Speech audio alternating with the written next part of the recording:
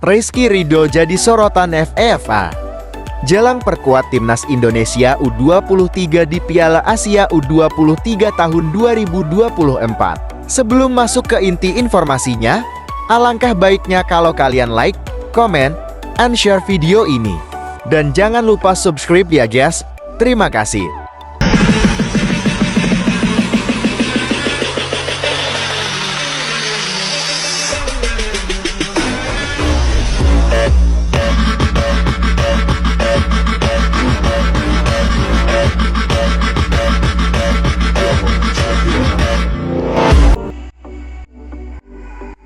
Rizky Ridho masuk dalam daftar pemain yang menjadi sorotan FIFA jelang Piala Asia U23 tahun 2024.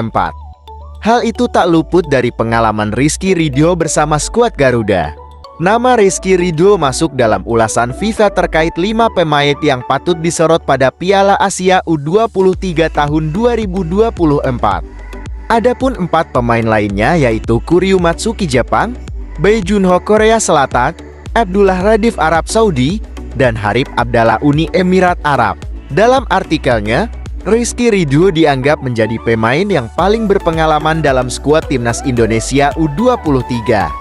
Pemain Persija Jakarta itu juga berperan penting dalam membawa timnas Indonesia kelompok senior dalam kualifikasi Piala Dunia tahun 2026 zona Asia. Terlahir sebagai pemimpin, Ridho yang berusia 22 tahun menjadi kapten tim selama kualifikasi Piala Dunia AFC pada bulan Maret dan memainkan peran penting dalam kemenangan berturut-turut mereka melawan Vietnam. Baik di dalam maupun di luar lapangan, ia tetap menjadi sosok inspiratif bagi tim, tulis FIFA dalam artikelnya, Sabtu 13 April 2024. Timnas Indonesia U23 menjadi debutan di Piala Asia U23. Rizky Ridho salah satu pemain yang turut membawa skuad Garuda Muda mentas di ajang tersebut. Back 22 tahun ini disorot FIFA karena menantikan apakah sejarah akan kembali tercipta dengan berhasil membawa timnas Indonesia U23 meraih tiket Olimpiade 2024 Paris. Bek tengah ini menjadi bagian dari tim yang membawa Indonesia melaju ke putaran kedua Piala Asia untuk pertama kalinya awal tahun ini. Setelah membantu membuat sejarah, Ridho akan menjadi salah satu bintang terkemuka di Piala Asia U23 saat Indonesia berupaya mewujudkan impian kualifikasi Olimpiade yang telah lama mereka impikan. Lanjut artikel FIFA. Tak ayang jika FIFA memasukkan nama Rizky Ridho dalam 5 pemain yang patut disorot. Karena nyatanya, pemain Persija itu memiliki jam terbang tinggi bersama timnas Indonesia baik di level senior maupun U23. Bisa dibilang, dia selalu menjadi andalan pelatih Shin Tae-yong di lini pertahanan. Sebagai informasi, timnas Indonesia U23 tergabung dalam grup A bersama tuan rumah Qatar, Australia, dan Yordania. Skuad Garuda Muda akan memulai perjuangannya dengan menghadapi Qatar pada Senin 15 April tahun 2024. Berstatus sebagai debutan, timnas Indonesia U23 dipatok target untuk lolos ke perempat final Piala Asia U23 2024. Untuk mencapainya, minimal skuad Garuda Muda harus menjadi runner-up grup A. Namun, Shin Tae-yong memiliki target ambisius yakni membawa timnas Indonesia U23 melaju hingga semifinal. Jika berhasil menembus 3 besar alias juara, runner-up, dan peringkat ketiga, timnas Indonesia U23 secara otomatis mendapat tiket Olimpiade Paris tahun 2024. Sementara jika finish peringkat keempat, maka mereka akan berlaga di playoff Olimpiade dengan menghadapi tim peringkat keempat Piala Afrika U23 tahun 2023, yakni Guinea.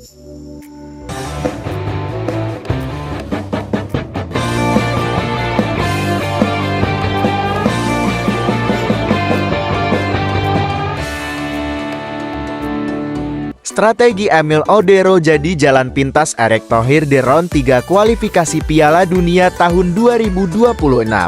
Kiper Emil Audero bisa menjadi jalan pintas yang dipersiapkan Erick Thohir bagi Indonesia, terutama di round 3 kualifikasi Piala Dunia tahun 2026. Erick Thohir sudah bertemu dengan Emil Audero dan bahkan sudah berjabat tangan. Pertemuan itu menyusul 2 pertemuan lain bersama bos Sampdoria Andrea Radrizzan dan ex-bos Inter Milan Massimo Moratti.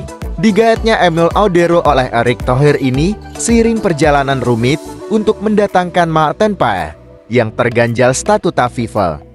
Erick Thohir telah mengonfirmasi pertemuan dirinya dengan Emil Audero pada Sabtu 13 April tahun 2024 di sebuah selasar ruangan. Ia tersenyum berjabat tangan dengan kiper Inter Milan tersebut. Jika pada akhirnya Emil Audero jadi target utama naturalisasi jangka dekat ini, maka bisa jadi Erick Thohir mempersiapkan dirinya di kualifikasi Piala Dunia di round 3. Saat ini timnas Indonesia masuk di round 2 kualifikasi Piala Dunia dan berada di posisi runner-up grup F. Satu kemenangan lagi akan membawa timnas Indonesia lolos di round 3. Untuk bertarung di round 3 ini, maka timnas Indonesia membutuhkan tambahan pemain berkualitas. Bahkan Erick Thohir pun menginginkan hal tersebut. Semula nama Emil Audero mulai terpinggirkan karena desas-desus ada penolakan. Erick Thohir kemudian bergerak cepat untuk mendatangkan Maarten Paes. Bak Gayung bersambut, kiper FC Dallas itu pun sepakat. Namun ternyata ada kendala yang menghalangi Maarten Paes ke Indonesia. Karena ia pernah membela timnas Belanda U21 saat usianya sudah 22 tahun. Sesuai statuta FIFA bahwa hanya pemain di bawah 21 tahun yang bisa pindah asosiasi sepak bola. Meski demikian masih ada celah bagi Erick Thohir untuk mendatangkannya melalui pengadilan arbitrase olahraga internasional. Namun dalam prosesnya pasti memakan waktu, sementara timnas Indonesia memiliki waktu yang mepet untuk menambah pemain grade A. Support saya selalu untuk Emil dalam perjalanan karir, dan tentunya upaya dalam meraih Scudetto tahun ini bersama klub kesayangan. Lanjut Erick Thohir. Maka bisa jadi Erick Thohir mengganti strategi dengan lebih dahulu mendatangkan Emil Audero sebelum Maarten Paes.